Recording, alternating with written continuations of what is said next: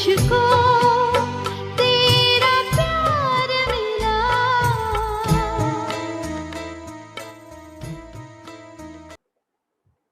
ओम शांति। आज 24 जुलाई 2021। बाबा के महावाक्य है, मीठे बच्चे, तुम बाप के पास आए हो अपने जीवन हीरे समान बनाने। बाप की याद से ही ऐसी जीवन बनेगी। प्रश्न, नई दुनिया में ऊंच पद के लिए कौन सा एक मुख्य पुरुषार्थ करना है? उत्तर, बाबा कहते, मीठे बच्चे, जिन पुराने संबंधियों ने इतना दुखी किया, अब उनके मोह जाल से बुद्धि को निकाल एक मुझे याद करो। उनके साथ रहते भी मन को मेरे में लगाओ। मनमना भव का मंत्र सदा याद रखो तो तुम नई दुनिया में ऊंच पद पाएंगे। गीत तूने रात गवाई सो के, दिवस गवाई खाके। ओम शांति। जैसे बच्चों को सभी शास्त्रों का सार समझाते हैं, वैसे इन गीतों का भी सार तुमको समझाते हैं। वही सबका रूहानी बाप रूहानी बच्चों को ब्रह्मा तन से बैठ समझा रहे हैं। बाप समझाते हैं, हे बच्चों, तुम जानते हो हमारा हीरे जैसा जन्म बन रहा है। बाप के पास आते ही हो हीरे जैसा जन्म बनाने। हीरे जैसा जन्म कहा जाता है भारतवासियों का, कौड़ी जैसा जन्म है नरकवासियों का। तुम संगम युग को भी जान चुके हो। हम अभी संगम युग वासी हैं। यह संगम युग सबके लिए कल्याणकारी है। इस संगम युग में ही सर्व की गति सद्गति होती है। कौन करते हैं? बाबा कहते, परम धाम से आने वाला मुसाफिर। वह मुसाफिर है ना, तुम मुसाफिर नहीं हो, तुम आकर जाते नहीं हो। बाप कहते हैं, मैं पुरानी दुनिया में आकर फिर लौट जाता हूं। बाबा नई दुनिया में नहीं आते हैं। बच्चे जानते हैं यह सेवा करने वाला सिर्फ एक मुसाफिर है, जो आकर हम बच्चों की बड़ी सेवा करते हैं। मनुष्य से देवता बनाते, कांटों से फूल बनाते, कौड़ी से हीरे तुल्य बनाते। ऐसी सेवा और कोई कर न सके। सेवा के लिए ही पुकारते हैं कि आकर हम पतितों की सेवा करो। बाप भी कहते हैं हम बच्चों की सेवा में आए हैं, क्योंकि बच्चे बहुत दुखी हैं। पुकारते भी हैं, हमारी दुख हरो और शांति दो। दो चीज हमेशा याद रहती है, सुख और शांति। यहाँ दुख और अशांति है, तब पुकारते हैं। बाप ही आकर सारा राज सृष्टि चक्र का बच्चों को समझाते हैं। बच्चे समझते हैं अब भक्ति मार्ग खत्म होता है। कलयुग का अंत माना भक्ति नीचे उतरती आती है। जितना जितना कलयुग आगे बढ़ता जाता, उतनी ही भक्ति तमो प्रधान होती जाती। ज्ञान से तुम्हारी चढ़ती कला हो जाती है। तुम ऊंचते ऊंच पद पा लेते हो। फिर वह प्रारब्ध का सुख कम होता जाता है। भक्ति तो भारत में जितनी होती है उतनी और कहाँ नहीं। आधा कल्प भक्ति चलती है। जब से द्वापर शुरू होता है और दूसरे धर्म स्थापन होना शुरू होते हैं, तब से भक्ति शुरू होती है। भक्ति भी पहले बहुत अच्छी होती है। जैसे स्वर्ग पहले बहुत अच्छा होता है, फिर आहिस्ते आहिस्ते कला कम होती जाती है। भक्ति शुरू होती है तो पहले पहले शिव के पुजारी बनते हैं। बाबा कहते, द्वापर की शुरुआत में अव्यभिचारी भक्ति होती है। एक शिव की ही पूजा भक्ति आराधना होती है। आधा कल्प कोई पूजा होती नहीं। सत्युग त्रेता में फिर भक्ति मार्ग शुरू होता है और दूसरे धर्म भी शुरू होते हैं। इतनी भक्ति और कोई कर नहीं सकते। पूरा आधा कल्प भक्ति चलती है। यह भी तुम बच्चे जानते हो कि बाप जो सबको, खास भारत को सद्गति देते हैं, सबको आम और खास भारत को सद्गति देते हैं। कौन? शिव बाबा। स्वर्ग का मालिक बनाते हैं। वही दूर देश का मुसाफिर आया हुआ है हम बच्चों को फिर से स्वर्ग की बादशाही देने। फिर से, क्योंकि कल्प पहले भी दिया था, कल्प कल्प देते आए हैं। वर्षा भी कितना जबरदस्त है, परंतु एक भी बात किसकी बुद्धि में नहीं बैठती। भारत में भक्ति कितनी करते हैं, कितने मंदिर हैं। भारत खंड में तो ढेर मंदिर हैं। बाबा कहते, अभी तुम जानते हो यह किसके मंदिर हैं। पहले पहले तो शिव बाबा का मंदिर बनता है, फिर बनते हैं देवताओं के। यह मंदिर भी तुम्हारे सामने खड़े हैं।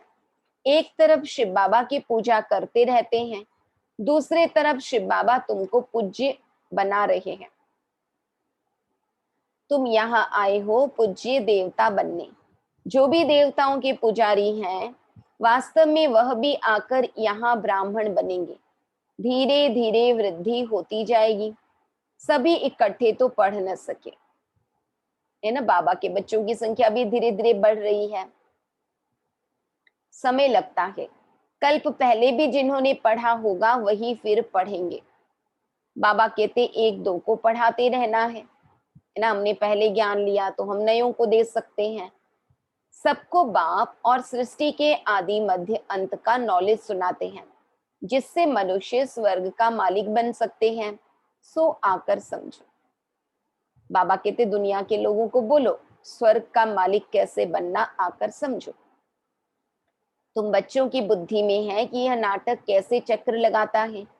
कहानी कोई लाखों वर्ष की तो नहीं सुना सकते। तुम जानते हो 5000 वर्ष पहले क्या था, किसका राज्य था। भारत में हम पूज्य देवी देवताओं का राज्य था। याद आया ना। हम पूज्य थे, फिर पुजारी बने, आगे यह पता नहीं था। अभी बाबा ने पूरे 5000 वर्ष का ड्रामा एक कहानी की तरह हम बच्चों को सहज समझा दिया। तो बाबा कहते हैं हम सो पूज्य देवता थे, फिर हमने 84 जन्म लिए। 84 जन्मों की कहानी लक्ष्मी नारायण की है। तुम अपने 84 जन्मों की कहानी सुनाते हो। उनको तो अपनी कहानी बैठ लिखने में बहुत समय लगता है। तुम 1 मिनट में 84 जन्मों की कहानी बता सकते हो। वह तो एक जन्म की कहानी लिखते हैं। छोटेपन में क्या क्या किया, यह भी अपनी कहानी बताते हैं। कोई सारी दुनिया की कहानी नहीं बता सकते। हम 84 का चक्र कैसे लगाते हैं, एक की तो बात नहीं, बहुत ब्राह्मण हैं। तुम ही इस चक्र को जानते हो। इस चक्र को जानने से तुम राजा रानी बनते हो, फिर औरों को भी बनाते भी हो। भक्ति भी भारत वासियों जैसी कोई नहीं करते हैं। और जो भी मठ पंथ धर्म आदि हैं, वह हमारे भक्ति के समय स्थापन होते हैं। द्वापर से ही अन्य धर्म आए हैं। पहले पहले हमारा कितना छोटा फूलों का झाड़ था, रूहानी गार्डन था। बाबा कहते ना, अल्लाह का बगीचा। तुम चैतन्य फूल थे, इनको कहा जाता है फूलों का बगीचा। फिर वही कांटों का बगीचा होता जाता। कांटों का बगीचा तो नहीं, कांटों का जंगल वैसे कहते हैं। आज बाबा कह रहे कांटों का बगीचा होता जाता है। अब फूलों का बगीचा तो छोटा सा होगा, कांटों का तो बहुत बड़ा होता है। बाबा कहते इस समय सब कांटे बन गए हैं, फिर कांटों से फूल कैसे बनना है। सो बाप बैठ समझाते हैं, एक दो को दुख देना कांटा लगाना है। बाबा ने कहा एक दो को दुख देना कांटा लगाना है। Student life is the best कहा जाता है, वह बहुत अच्छी होती है। बच्चे बच्चियां बड़ी खुशी में पढ़ते रहते हैं। शादी की और एक दो को कांटा लगाना शुरू किया। सतयुग में कोई कांटा नहीं लगाते। बाबा कहते वहां कोई विकार होगा ही नहीं। अभी तुम फिर फूल बनते हो।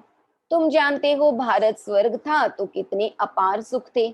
सोने की खानियां थी, अभी वह खाली हो गई हैं। फिर तुमको सोना भरपूर मिलेगा। भारत में ही सोने हीरे जवाहरत की खानियां थी।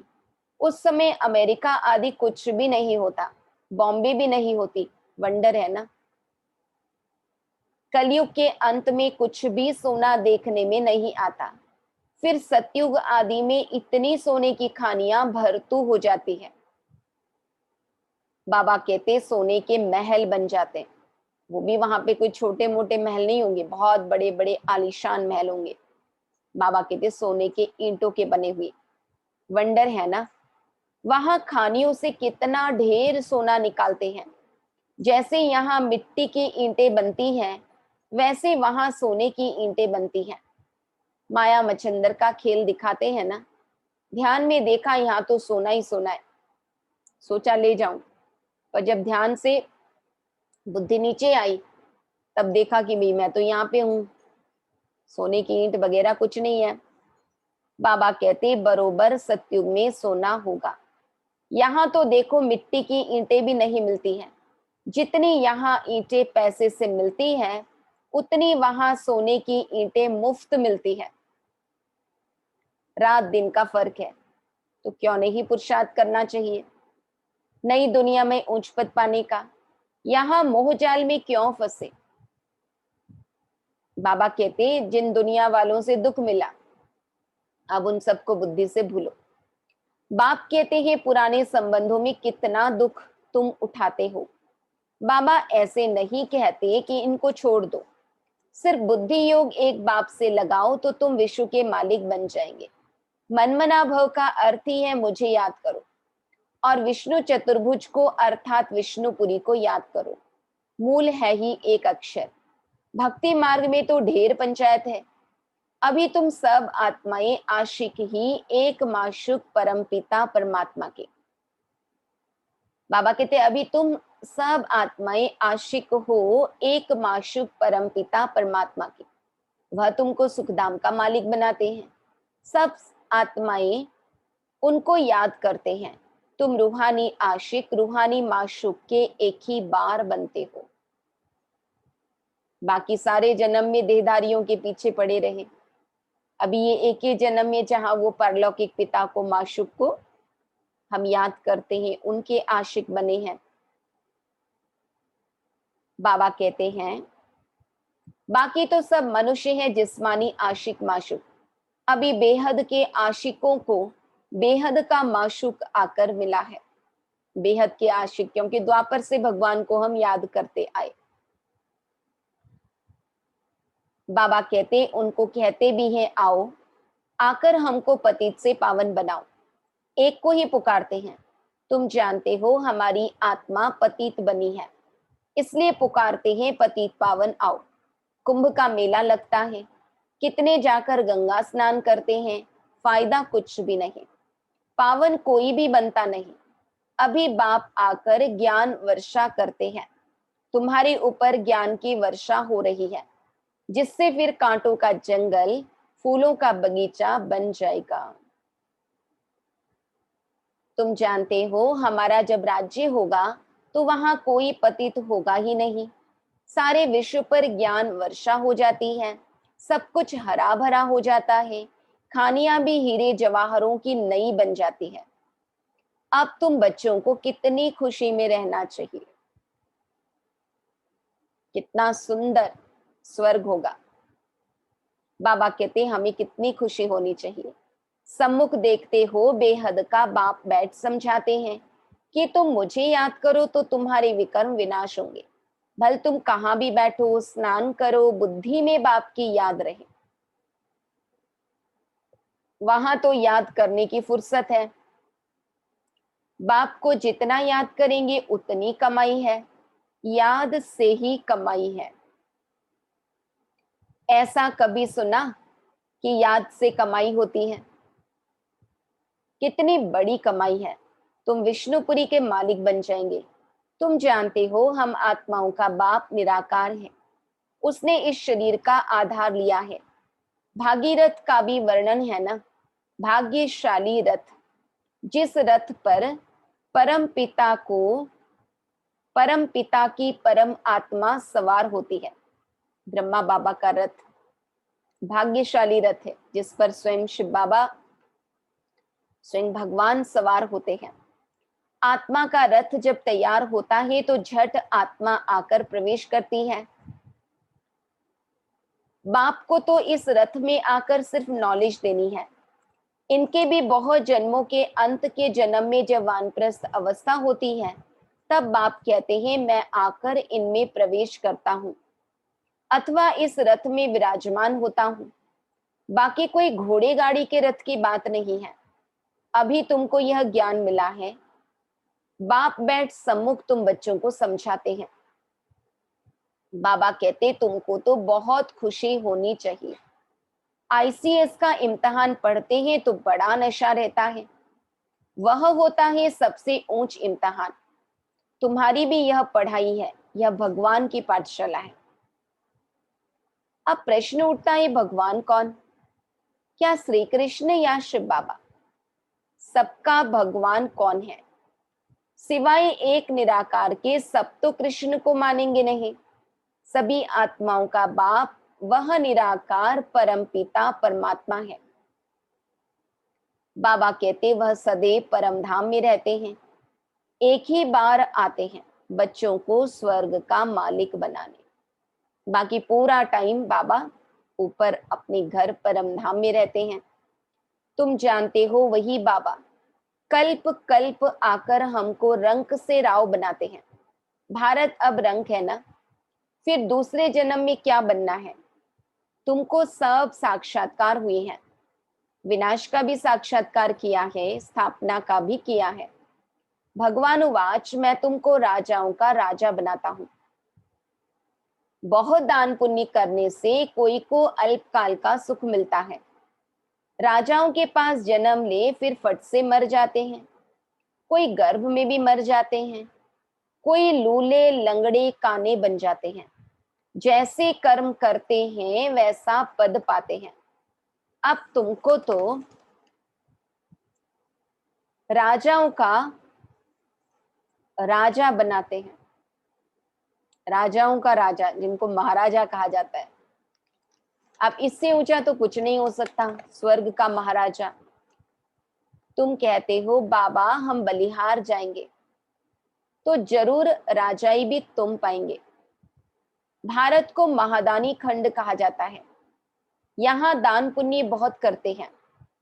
वह फिर शुरू होता भक्ति मार्ग में। अब बाप तुमको 21 जन्मों के लिए दान देते हैं।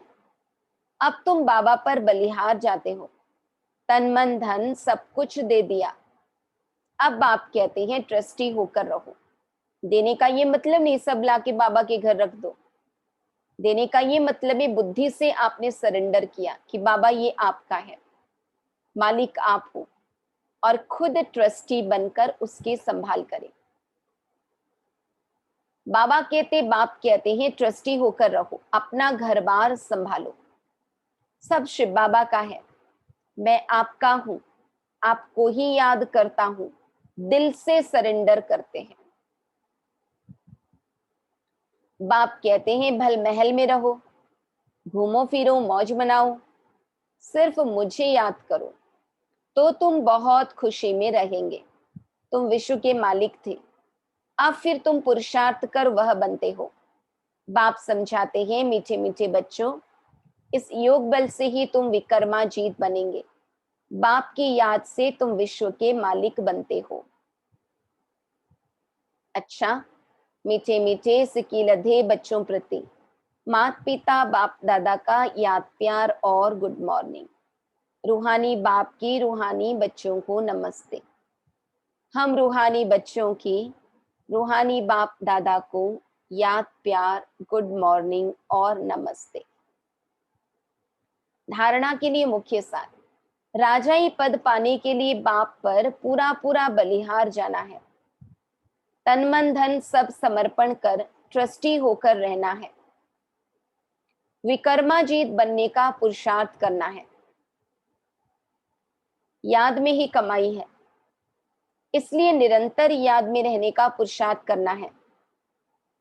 ऐसा रूहानी फूल बनना है जो फूलों की दुनिया का अधिकारी बन जाए। अंदर में कोई भी कांटा न रहे, यानी अवगुण न रहे, दुखदाई संस्कार न रहे, इसका पुरुषार्थ करना है। वरदान, त्रिकालदर्शी स्थिति में स्थित रहे, सदा अचल और साक्षी रहने वाले। नंबर 1 तकदीरवान भव। त्रिकालदर्शी स्थिति में स्थित होकर हर संकल्प, हर कर्म करो और हर बात को देखो। यह क्यों, यह क्या, यह क्वेश्चन मार्क न हो, सदा फुल स्टॉप। Nothing new. हर आत्मा के पाठ को अच्छी तरह से जानकर पाठ में आओ। आत्माओं के संबंध संपर्क में आते न्यारे और प्यारेपन की समानता रहे तो हलचल समाप्त हो जाएगी। ऐसा भी न्यारापन नहीं कि भाई जो अंदरूनी रूहानी प्यार होना चाहिए वो भी नहीं है, और ऐसा भी नहीं इतना प्यार है कि मोह का रूप ले रहा है। न्यारे नहीं हो पा रहे, भूल नहीं पा रहे। बाबा कहते न्यारे और प्यारेपन का बैलेंस चाहिए। ऐसे सदा अचल और साक्षी रहना, यही है नंबर 1 तकदीरवान आत्मा की निशानी। त्रिकालदर्शी स्थिति में स्थित रहे, सदा अचल और साक्षी रहने वाले। नंबर 1 तकदीरवान भव। स्लोगन। सहनशीलता के गुण को धारण करो तो कठोर संस्कार भी शीतल हो जाएंगे। सहनशीलता के गुण को धारण करो तो कठोर संस्कार भी शीतल हो जाएंगे। ओम शांति।